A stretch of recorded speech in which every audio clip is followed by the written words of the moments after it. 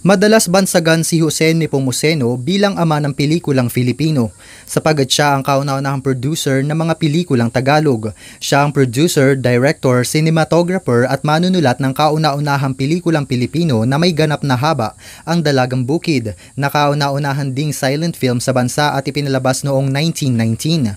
Batay ang pelikula sa sarswelang may gayon ding pamagat ni Hermogenes Ilagan at Leon Ignacio. Dalawa pa sa mahalagang pelikulang ginawa ni Nepomuceno ang Tatlong Hambog noong 1926 na nagpalabas ng kauna-unahang halikan sa Pinilakang Tabing. Ang Punyal na Ginto noong 1933 ang unang Tagalog na talkie o pelikulang nilapatan o may kasamang tunog. Bukod sa paggawa ng pelikula, si Nepomuceno rin ang nakatuklas at nagsanay sa maraming artista, direktor at technician sa nagsisimulang industriya ng pelikulang Filipino.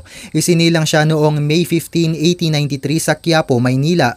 Nag-aral sa San Beda College at nagtapos ng painting at electrical engineering. Naging retratista muna siya sa sariling aral at sikap at binuksan niya ang isa sa mga tanyagan na estudyo noon, ang Electrophoto Studio Parhelio. Siya rin ang unang retratistang Filipino nang kumuha ng retrato sa gabi. Sinimula ni Nepomuceno ang kanyang karera sa pelikula noong 1917. Noong 1940 siya ang kauna-unahang producer ng mga commercial para sa sine.